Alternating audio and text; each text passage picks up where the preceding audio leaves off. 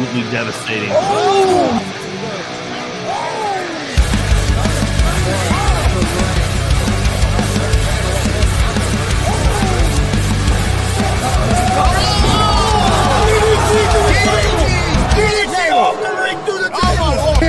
This is Joey Owens' show.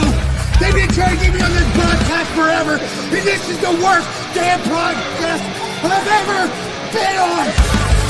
So you all can kiss my ass while I win this match.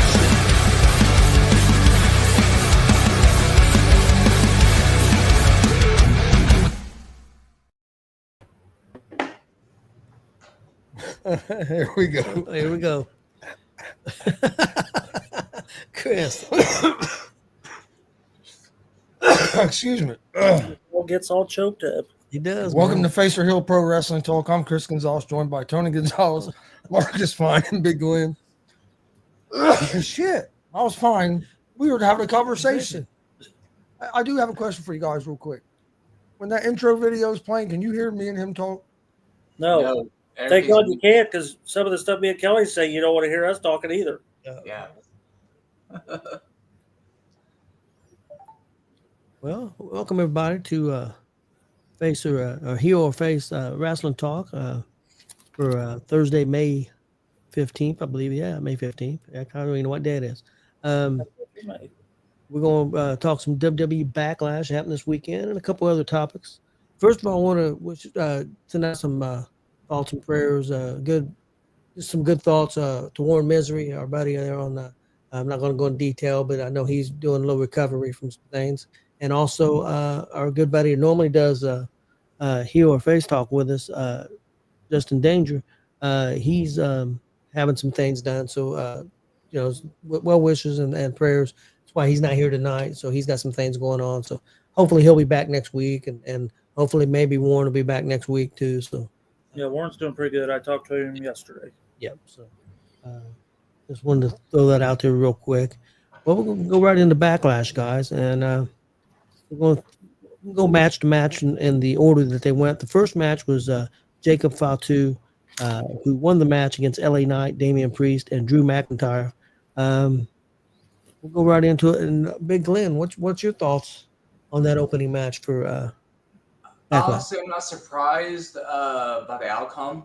I was more surprised with who debuted. I forget the guy's name already, but Jeff Cobb. He is from Jeff Cobb. He from New Japan. Also had wrestled at Ring of Honor. Been a champion in Ring of Honor too a few years ago.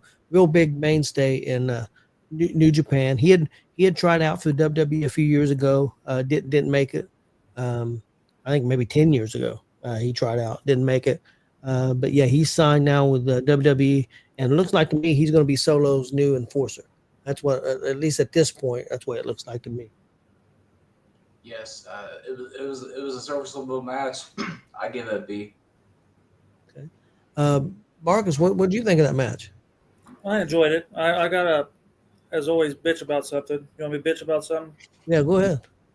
What do you if you did? This is going to go back to kind of like Monday's topic.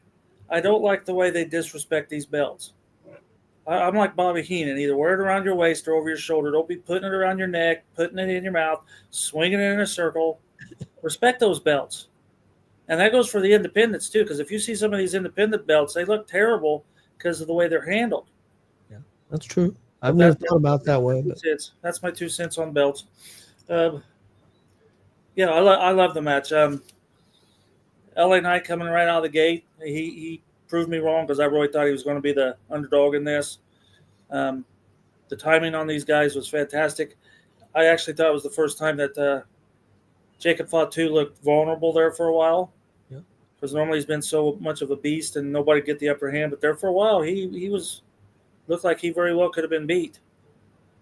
So I enjoyed it. I give it a B. Yeah. To go with Jeff Cobb, I had to go look. I thought it looked like Rosie's son. Remember Rosie? Yeah, he does look a little. He looks like he fits right in with them guys. Yeah, but it wasn't no relation whatsoever. They're not even from the same country, so no. But that guy's a beast. I don't know why they keep coming up with these beasts, but man, I got all next week to do that, David. No, I enjoyed the match. Actually, it might have been my match of the night. I really, really liked this match. I thought it was going to be really good, and it didn't disappoint. There's some rumors coming out that Drew McIntyre got hurt and said that it was a botched spot, but it looked like they're saying I guess they overshot it and his head hit the floor, that he didn't get all the table, but from where he went off at and where they went off at, I don't know how he could have done it any different. The table was set wrong then, because there's no way that they could have landed any different. I don't think than they did. I don't know if it's true or not. He could have. I think he was just selling it. I seen some pictures and they helped him all the way to the back. I think he was just selling it. But there have been some rumors come out that he had hit his head and he was hurt.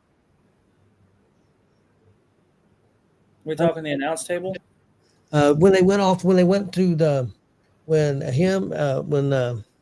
Drew and Damian Priest went off to the side area there, and he did that suplex off the staging or table area, whatever there was. And you mean when they okay.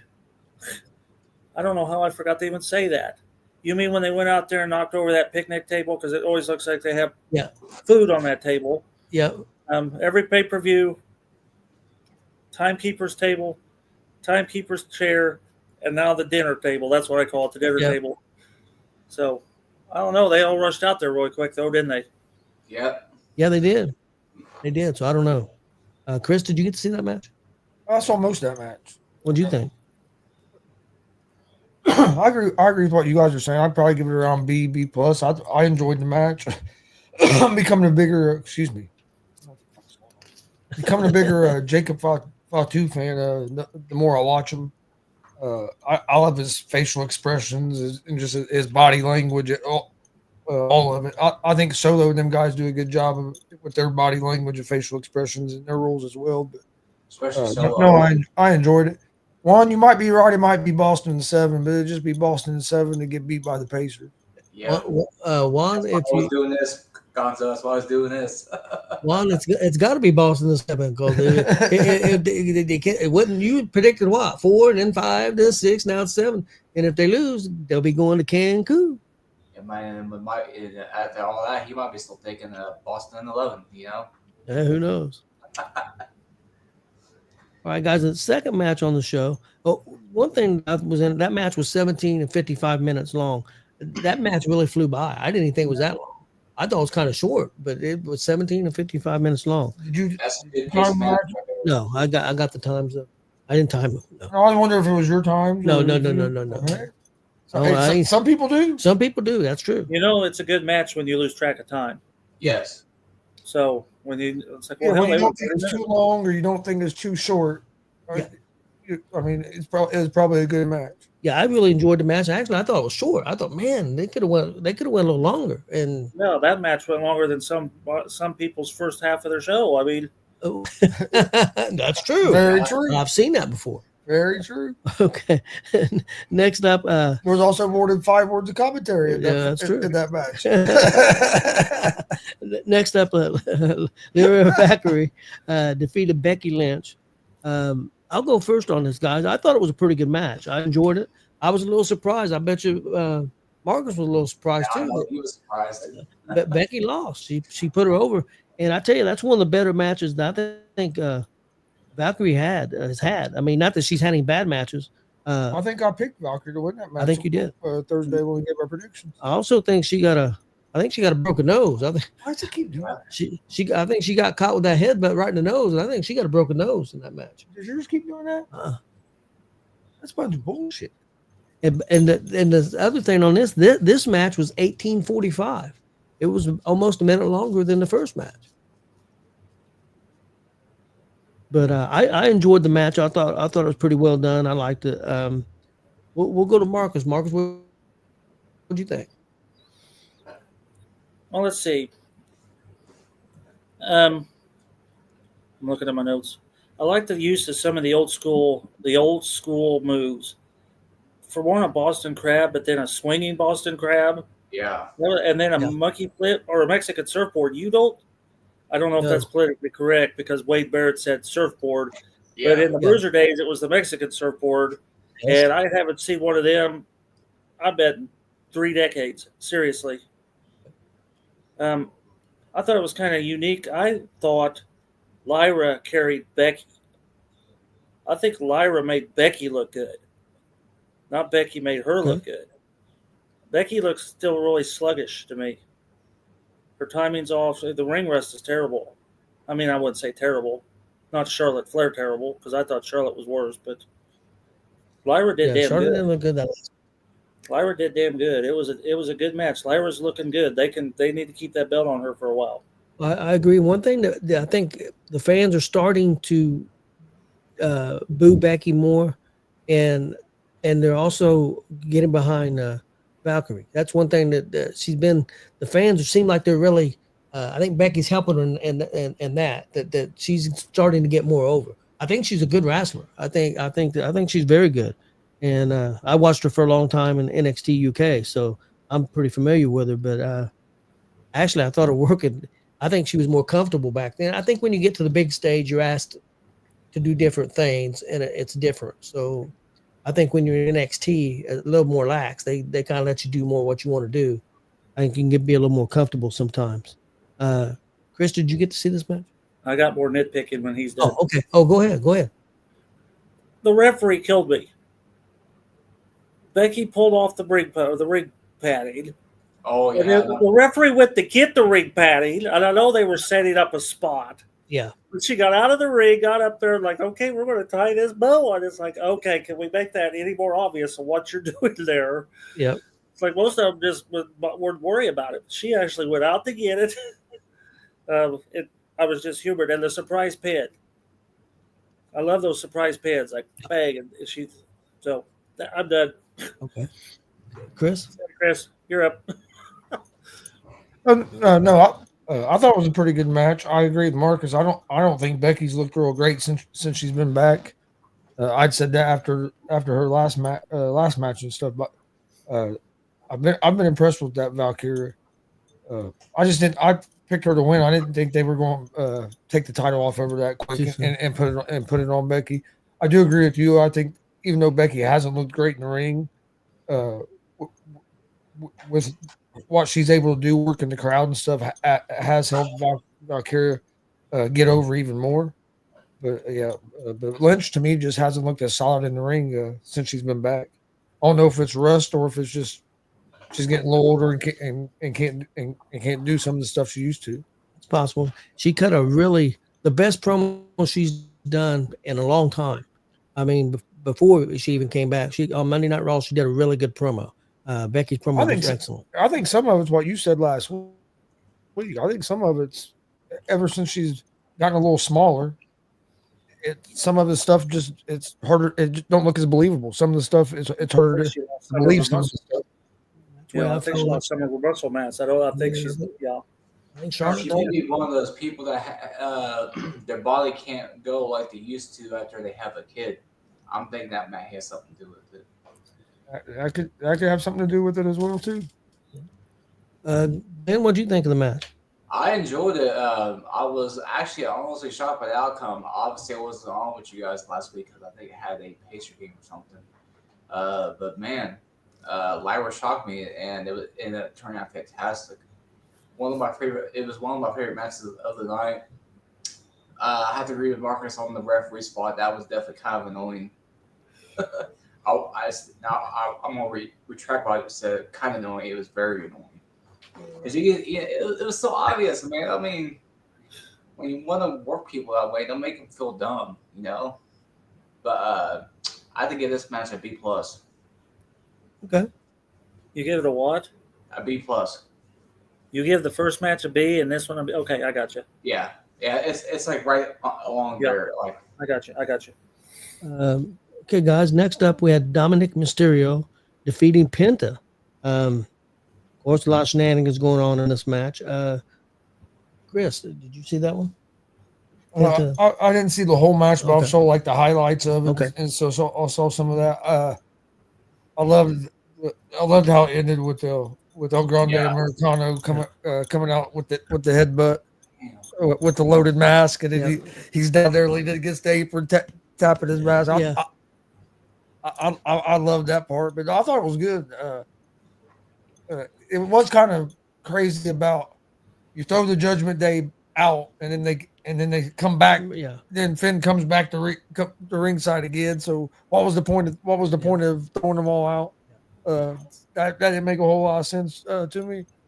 But no, I enjoyed the match. Penta's real good, and Dominic Mysterio is underrated for his ability in the ring. He can go. Yeah, I thought they were going at it pretty good. I had two things to criticize. I liked the match. It was fine. The time, 9:20. I thought that was pretty short. I thought it could have been a little longer of a match because both of them because Dominic was staying right with him. I mean, I thought it was pretty good. My other criticism is not really with the match. It's you brought up about Finn Balor. I'm ready for them. I'm usually not critical on storyline, but I'm ready for him to do something with Finn. Wherever they're going with this, if he's either going to turn good or bad or turn dumb, I'm ready for him to move to the next chapter, whatever that next chapter is.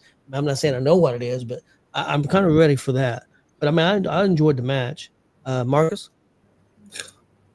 All right, you ready? Let's go. How long has Penta been wrestling for one in the WWE? How long has he been there? Now, WWE. Not even a year yet. No, probably 6 months, maybe? Right. All the way they are on that commentary table, you make him think he's been there for at least a decade. Yeah. Because he said his entire time in the WWE, Yeah, I'm thinking, well, how long? That's not been that long. It's like 6 months ago. 6 months at the most. Yeah, around 6 months or so. But yeah, he's been wrestling for a long time. Yeah. I like the suicide dive to a DDT. That was very impressive. Yes. I thought it was, again, another referee stupid shit. I mean, I'm picking, and I've never been in that match, but those three guys come out. They never even touched him yet, and the ref goes, you're out of here. Like, they haven't even done nothing yet, and you're already kicking them out. It's like. He caught him getting ready to do something. Yeah. Then threw him out. That was kind of, and then they come right back. So I like that. Yeah, that didn't make a whole lot of sense. I agree. I thought it was a very poor match. I thought Americano, that was funny because he didn't really headbutt him. He kind of, like he wiped his face on him because he kind of was all. Yeah. I didn't care for the match as a match. Okay.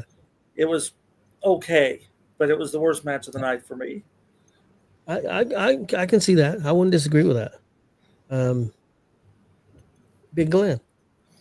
I would have gave us a D- if it wasn't for El Grande Americano coming in at the end because all the spots and stuff, they could have just let Ray and Penta work. I think that match could have been easily a good 15, 20-minute match. El Grande Americano coming in saved it from being a D-, so I have to give it a C-. I think this match was, how do I put it? It was more of a storyline match, just to continue storyline, set up more storylines than being a great match. And that kind of sucks because I think it could have been a really good match. Yes. Next up, we're going to let Chris go on this because it's Chris's guy. We got Gunther defeating Pat McAfee. And Chris, let you give your thoughts on this match. I loved it. I loved how it was a slow-paced match. Gunther was beating the hell out of McAfee and was taunting the crowd, taunting Michael Cole, and it was just a slow-paced ass beating. Is what it basically was for most matches. It was a slow-paced ass beating, and McAfee would fight back and looked like he was going to get the momentum, and then Gunther would knock him right back down. And then also, I think Pat, I guarantee he had to earn a lot of respect because I tell you what, them guys weren't holding back; they were beating the hell out of each other. He was taking some shots from Gunther, and he was laying a bit back too. Yeah, he did some pretty good shots. But I mean, nobody can say that Gunther was taking it easy on him because Gunther was definitely laying them shots in. When Gunther hit him with that big boot, I thought he took his head off on that one. Yeah. And then, but no, I liked it. There was a couple. I'm a big McAfee fan, but there was a couple spots you could tell where McAfee was kind of anticipating what was happening next. So he was kind of leaning forward, ready to take like the kick. But that's just where you wrestle once every year and a half, 2 years. You're not doing it all the time, so you're kind of. But other than like little things like that, I thought it was a great match. I liked how he put it together. They didn't make Gunther look weak in any way. I like Michael Cole holding on to the ankle, trying to get the pins. Yeah, I really enjoyed it, and then I even enjoyed at the end where Gunther giving the little nod of respect and stuff. I thought that was pretty cool. So, yeah, I enjoyed it a lot. But like you said, I am a big Pat McAfee mark as well. So I was very into it. The crowd was really into this match. yes, I thought the crowd was into it. I thought the crowd for the whole night was a pretty good crowd. I thought there in St. Louis it was a pretty good, pretty hot crowd. I enjoyed the match. McAfee took a beating. I know you don't watch the Pat McAfee show, Marcus, but he got hit so hard that he busted a blood vessel behind his eye. Yeah, I see. Okay, pictures. Yeah, he busted a blood vessel behind his eye. He still got bruises. As of Wednesday, he had bruises and stuff still on his arm and up here close to his neck was still discolored and stuff. I mean, he took his lumps. There's no doubt about it. People can't say he didn't put his didn't take a beating. But I enjoyed the match. I thought it was what it should have been. I didn't think the one spot that they tried to do that McAfee slipped up, try to jump the rope, and that can happen to anybody. But it was a little. But I thought he recovered pretty good, pretty quick. He jumped right back up and went into what he did. In front of all those people. I did like the spot where McAfee done the backflip off the top, and Gunther caught him and went to do the back suplex, and McAfee landed on his feet. Yep. I did like that spot. I thought that was a pretty cool spot. But I enjoyed it. Most of it was just, I mean, it was Gunther beating his ass, and that's what it should have been. I agree. And it was kind of funny. McAfee hulking up out of the choke. Yeah, trying to hulk up. Yeah, trying to hulk up, and he just. I liked how he got up and he gave him a couple elbows, and then Gunther just looked like he broke his damn back when he ate the back down. He ate the back down harder when he had that choke. But yeah, I enjoyed it. Marcus, your thoughts? Well, Chris already hit one about hulking up. There was tributes in that. I don't know if they were meant to, because they kept saying Stone Cold and Bret Hart match. Well, he's not going to give up. He's not going to give up. But then again, when Michael Cole went and grabbed his leg, it reminded me of Bobby Heenan grabbing Warrior's leg when Rude won. I loved how they kind of slipped those in there. They were hitting hard. I mean, when Gunther tapped him on the head and McAfee hauled off and punched him, I mean, damn. There was no holding back on that. He nailed him. Gunther smiling. The storytelling was beautiful. Pissing with Michael Cole, laughing. I mean, it was a bully match, but it went very well. Yeah, I agree. And I thought it added to the match that Cole told everybody up front that he was going to be unbiased. Him rooting for him during the match and everything. I thought it helped make the match. Him, being that way. Barrett says, "Well, then I guess I'll have to play." Yeah, Barrett says, "I'll have to do it then." Just end it. Cole helped that match on another level as well. Yeah. Even Barrett was good on commentary in that match because him yelling at Cole and stuff. Yeah, I enjoyed that whole thing. It was very well done. Yeah, I thought so too. I thought it was really good. And I'll tell you what, I think it's just crazy like how well McAfee sells and and with the storytelling for a guy that don't do it isn't in the ring that often. But if you haven't got to see the whole episode, but I want to watch it. That Stephanie's Places with him on it. I heard that's a great interview. But he basically says pro wrestling created him. He lives his life like he considers the life pro wrestling, and life's a promo is how he lives basically. I want to see the whole interview, but that Stephanie's Places, because I haven't seen all of them. I know that she had the Bloodline on there. I watched the Bloodline. Cody Rhodes, but I haven't got to see the Mac. Where are you getting them at?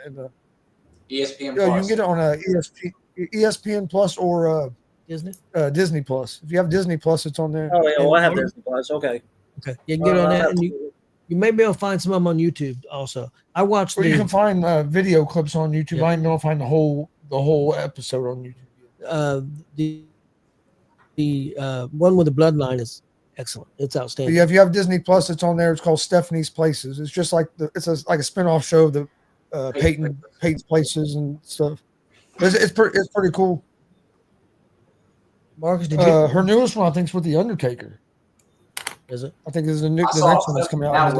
Triple H thinks that she's fan. Oh, I was laughing my ass off when I saw it today.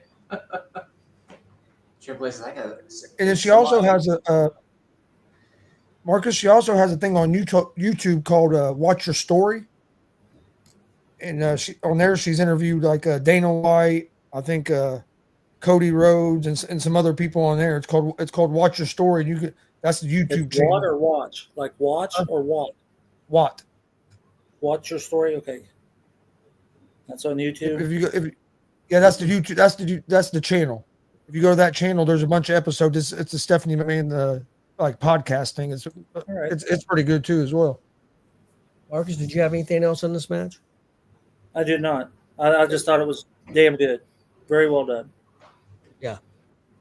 Yeah, it could have been up here for as match of the night. It was right there. The fans were really, really good on it. I thought they were really excited for the match. Big Lynn, what's your thoughts on the match? I loved it. Obviously, I was kind of worried because obviously Pat's not in the ring a whole lot. This match was a lot better than what it should have been, based on your average opinion of a wrestling fan. And I was amazed. And I tell you what, man, Gunther's smile every time he was smiling at Michael Cole, man, that shit was still. I'm still laughing every time that pops in my head, And then Cole brought the match to another level, and it was all around amazing. I have to get that one an A. Okay. And guys, next up we had the main event: John Cena defeating Randy Orton. I'm interested to hear Marcus' views on this match. Marcus, what was your thoughts on this match? All right. Well, first of all, I like the fact that this was their first match was on August 9th of 2001 at a Brian Pillman Memorial Show, and these guys have been wrestling each other for, what is that, 24 years? Yeah. And it also was the 40-year anniversary this month of Orton taking on Hogan on the first Saturday night main event, and I like the fact that they brought that up. So, yeah. Cena pulled a page out of Mike King's playbook, wore the belt on his ass out to the ring. Mike King used to do that too. I got to laughing. I like the handshake to the Piper because he shook his hand, but then Cena pipered him. Pipered him.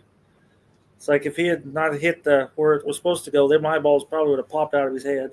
Yeah. I like the Garvin stomp.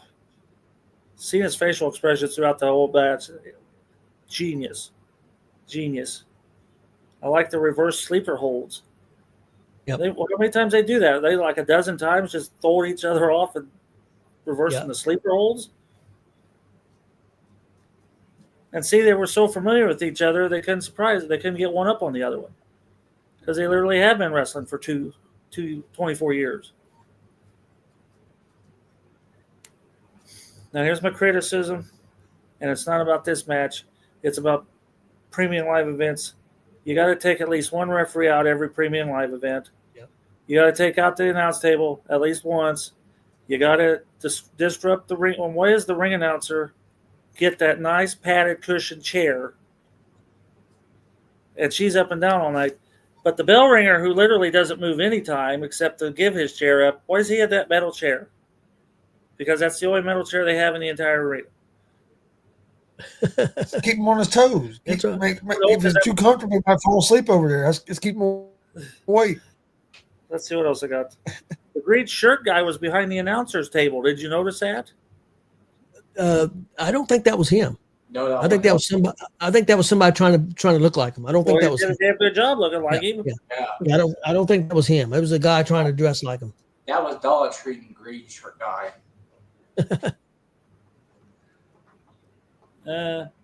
Randy Orton's RKO and everybody. The timing on that was beautiful. Yes, it was. Beautiful.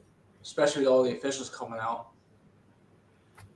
The R-Truth thing made no sense. I mean, really, it didn't. But again, the low blows, that's another one of them moves that is getting overused on the big time and the independents. There's just too many low blows anymore.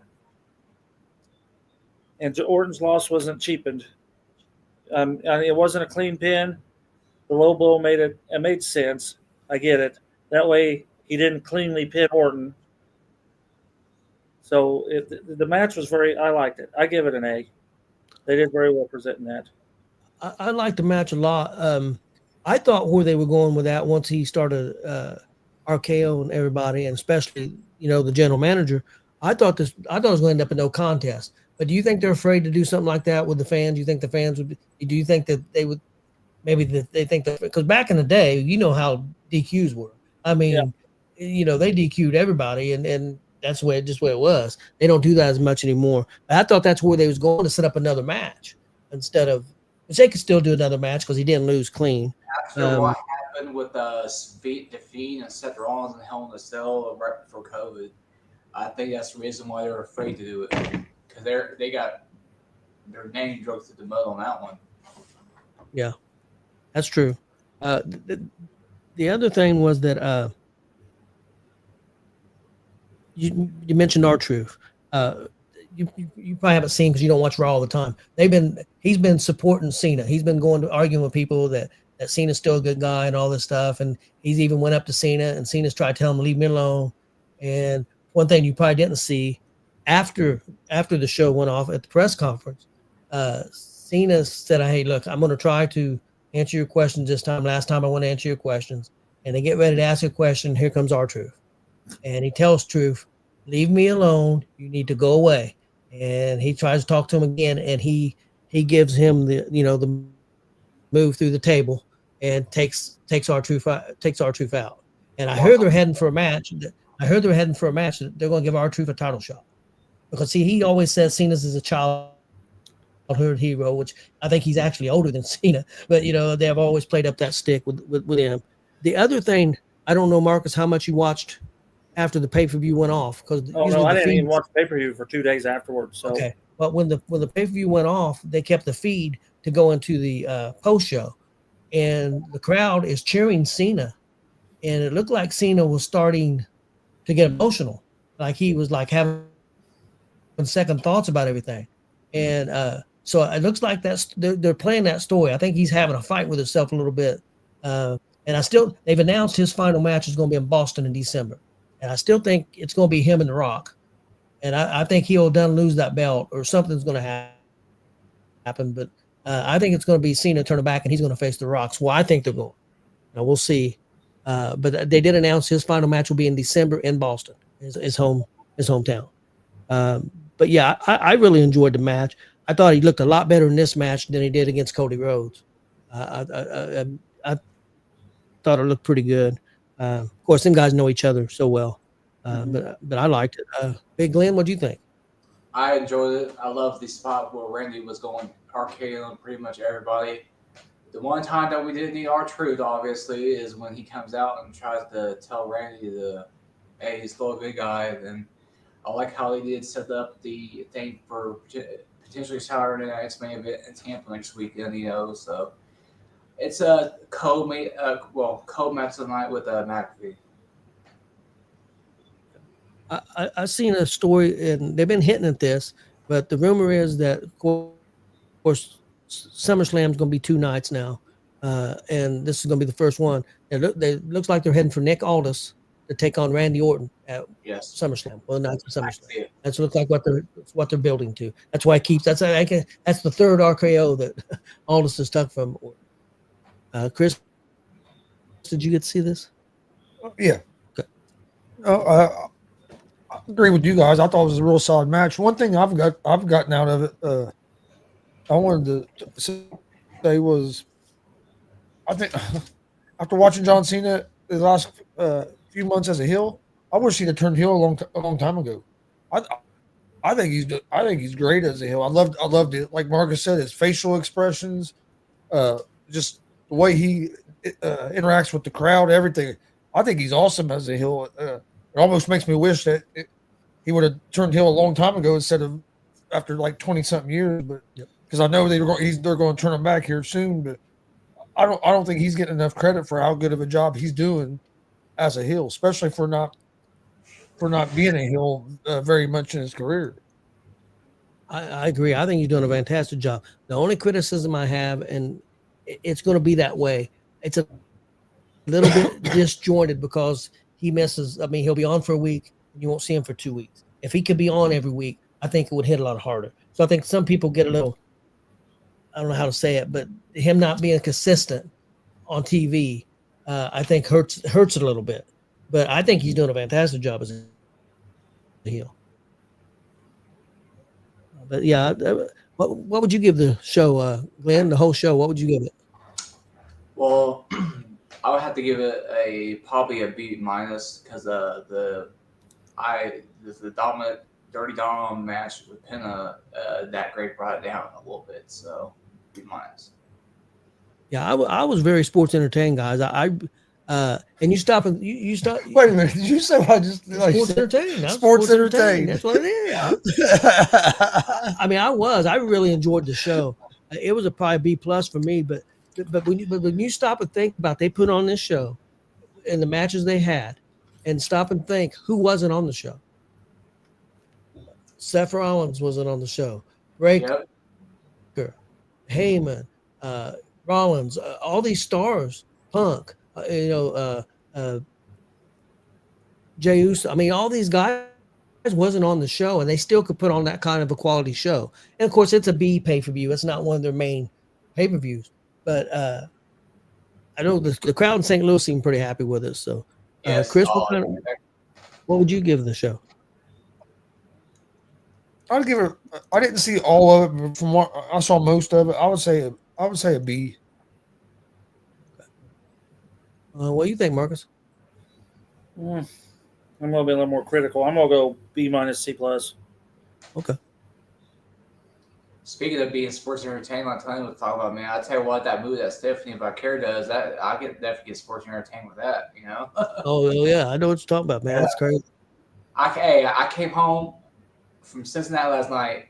I packed my bag in the things, you know, because when I go to a trip, I usually bring it back in case of need for anything. Turned on my PS5, downloaded the pack, went right to play Stephanie Vaquer, hit that move, and I went to bed. That's exactly how my night went after I got back. But Glenn's rocking his Pete Rose jersey he got last night. Everybody got those jerseys. It was at the thing. Yes. I just wish they'd have been large instead of extra large. Extra large is a little too big for me. That's what they give everybody. They had an exchange over by 120. Did they? I heard that they did, but I didn't know where it was at. And I'll be honest with you, I really didn't want to go get in line. And a lot of people there. Yeah. Almost 44,000 people there. Place it was a madhouse. Yeah, well, yes, it was. Next up, guys, I had a couple little homework for everybody, and the first thing we're going to talk about is Miles Bourne. He accepted a challenge, cut a promo, and accepted a challenge from Ethan Page. Get you guys' thoughts on that, and also Miles Bourne is also a big winner because guess what, guys? He's dating Stephanie Vaquer, so he's definitely a big winner. Absolutely. But yeah. Marcus, I want to get your thoughts on this. What do you think of the promo, and what you? Of course, we'll do the promo part first, and then we'll do the match because they had a match also. I thought it was more of a motivational speech than a promo. Yeah, because he said her, judge me by my ability, not my disability. Yep. I thought it was very well done for like a motivational speech, saying, don't cut yourself short. Look what I've done with what I've been handed in life. I still think Ethan Page is the Juwan Thomas of NXT. That guy pissed me off. He's an asshole, and he does very good at being an asshole. Yes, he does. So, he is very well done.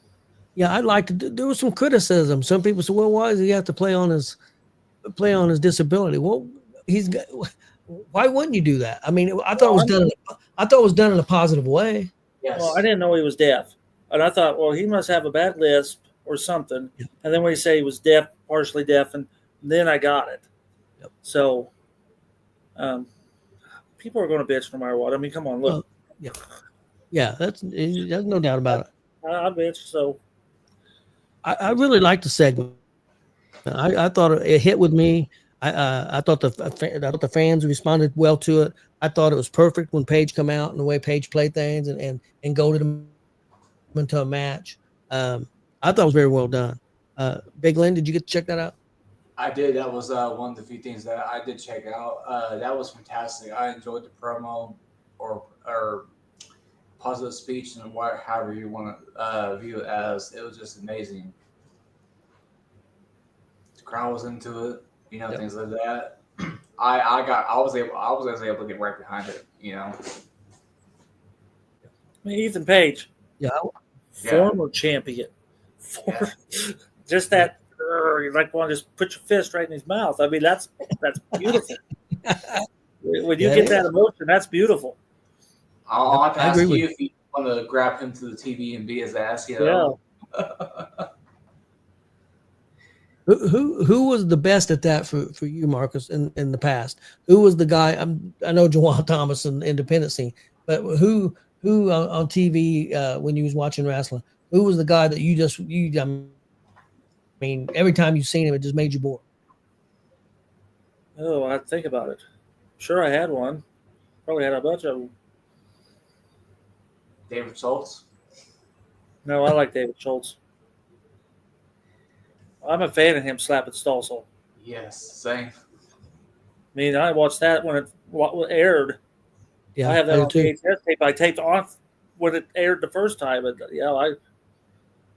well, I'm sure I had somebody. I just can't think of somebody right now. So, Also was asking for it. If you ask me.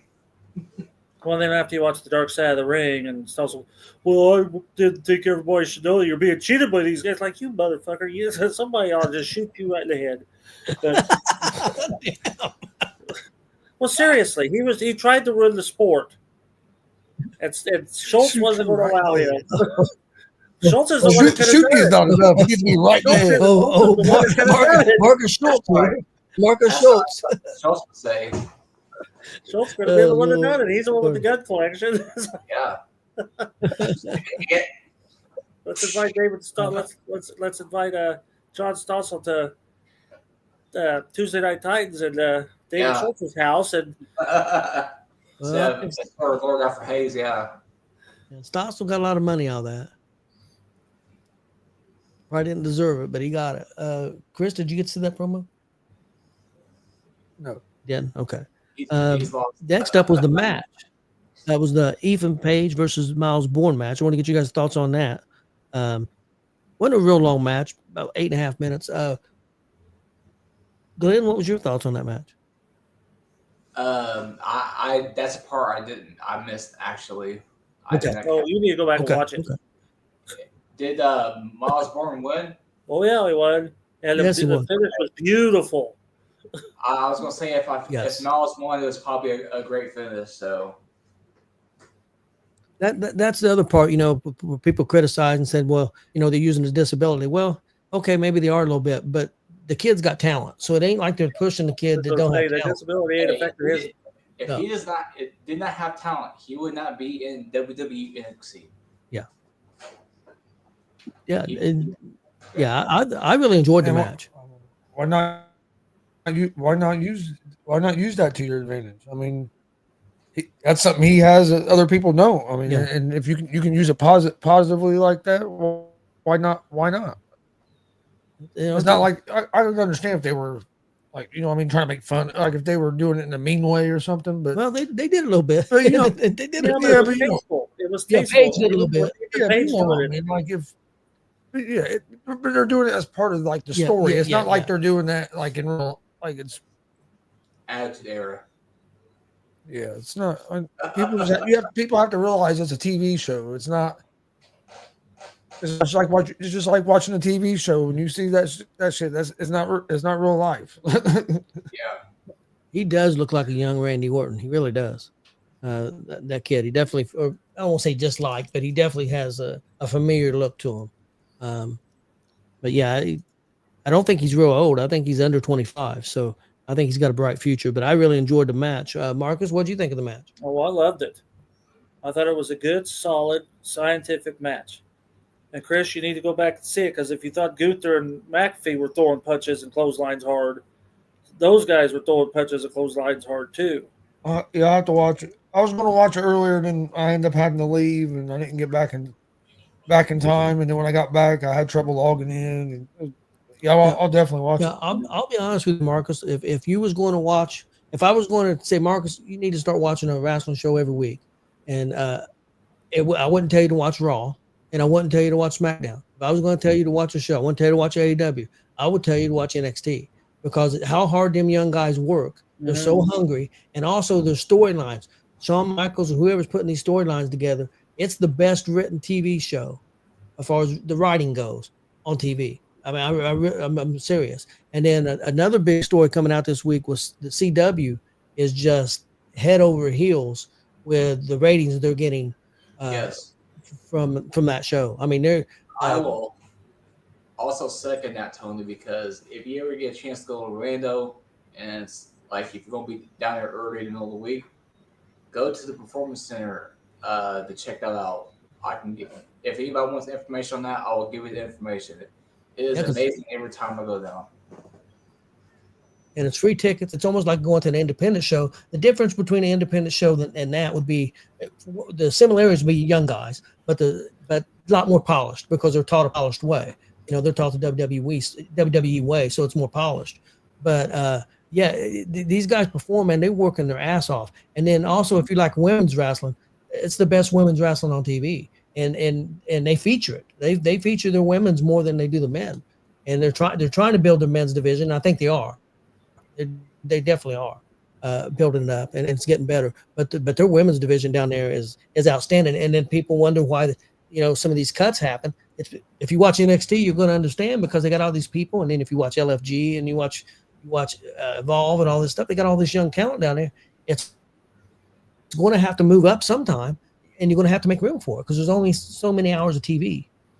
But yeah, if you only move people from NXT to Evolve because you got people coming up to there too, so you have to make cuts somewhere.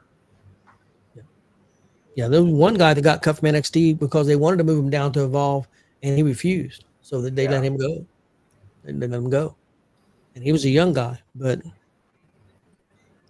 yeah, if Marcus, if I was going to recommend a show to watch, that would be the one because I think you would enjoy it because of it's not like Independence, but the spirit of it with the youth and them trying to make it and working their ass off. I think that's where it kind of comes out comparable to maybe the Independent, and also being in that small arena, only 200 or 300 people. That arena is pretty hot every time I've been down there. So I think it's because it's in a warehouse. So you mean hot as heat? Yeah. Oh well, I'm used to the dub, so yeah, that's true. Yeah, and Sharpsville's coming up for hot too. So yeah, that's true. But and the other thing too, though, one negative could be also where he talks about the crowd. That would be one negative because a lot of times you're out there performing in front of the same crowd a lot of times.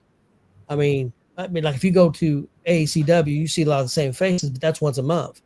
Here in NXT, a lot of those people in Florida are the same people going to that show every week. So I mean, they're watching that show every week and to be able to entertain. How do they do the tickets? It's free tickets. Well, how do they? You put in for them and shut the door off somewhere, right? You have to pre get them. Glenn can tell you that. I can't. Yeah, I can give you the information if you want. Yeah, but how do you go? I gotta get down there. I was just curious how they done that. How do you do that, Glenn? Can you explain how you do? They got a Facebook group called WWE NXT Live.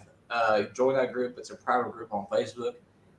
When the show ends on NXT, they put a Google form out right after the show goes off the air for the following week to request for tickets. And like the next day or two, like Wednesday or Thursday, if they accepted your entry thing, then you have to confirm that you're going to actually go. Then they'll give you the information to where to meet up at and stuff like that. But the meetup area is at Full Sail University, so it's a pretty cool thing. Yeah, I knew it was something like that, but I didn't know the particulars. I know you have done it several times. Well, guys, that's pretty much all we got this week. Go ahead. I was gonna say, once a year. I'm gonna try to go before the end of the year, but I don't know. I have to see. I'm hoping, like you said the other day, that we're gonna get us an NXT here. That was live show here. I was taking a freaking nap, and all of a sudden, it was the middle of the afternoon. Obviously, I took a nap, and I had a dream. I was talking to Stephanie McMahon and Triple H, and I was NXT Premium Live event, and they said, "Yeah, we can do that in the winter, man," or something like that. So yeah, Big Lynn, we'll take care of it. Yeah. It was like January or February or something like that. So don't be surprised if that actually ends up happening. So It might. Well, whenever WrestleMania comes here, there'll definitely be an NXT here in Indiana for sure. oh yeah, I'll be ready for that. That'll be the year I won't go to Daytona. And guys, you guys got anything else before we get out of here? I think that's it for me. There is a fundraising show Sunday. If anybody in the Indianapolis area, Marcus, can you kind of give them the information on that? Oh yeah, well, hang on, let me get my phone. I think it's doors at 2:30, bell at 3:30. It's That's for okay. T.S. Wiley's wife. She's got some health issues, and I'll leave it at that. If you want to know the story on that, go on Facebook, look up T.S. Wiley, and he's got it written out pretty well. Oh, hang on a minute, that's not what I want. They got some pretty good matches set up for that too. I don't know if you've seen that or not. I think front row's 15 and No, other it's seats 10, are 12. 10. Everything's 10. 10 across the board? Oh, hell, that's a hell of a deal. According to the poster, it's 10. Okay. Doors at 2:30, bell at 3:30 there at the Dub. You got Waterboy taking on TJ Powers. I've seen that. Cecil, I don't know who's all on it, but the poster's got Pogo and Waterboy, Jason Levi, Cecil Cerveza, TJ Powers, Will Asher, Wiley, Phoenix, Mark Magnus, Maliko, Noble, and Jackson Morgan. So, also, the show's also on Sunday. FEW in Greenfield. Doors open at 5, show at 6, and then also show in Danville, Indiana, where pro wrestling. Doors open at 2. Wrestling starts at 3. So definitely shows to check out, guys. Just, if you're in that immediate area and you want to go see some good wrestling, all those shows will be good shows. So definitely check those out. And I think we're good to go. Everybody have a good night. Thanks for watching.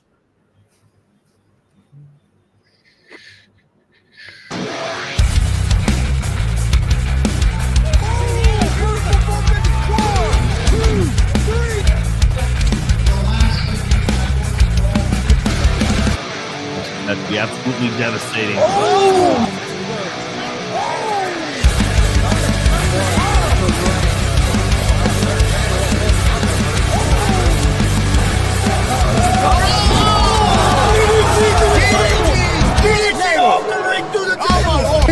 This is Joey Owens' show. They've been trying to get me on this broadcast forever, and this is the worst damn podcast I've ever been on. So you all can kiss my ass while I win this match.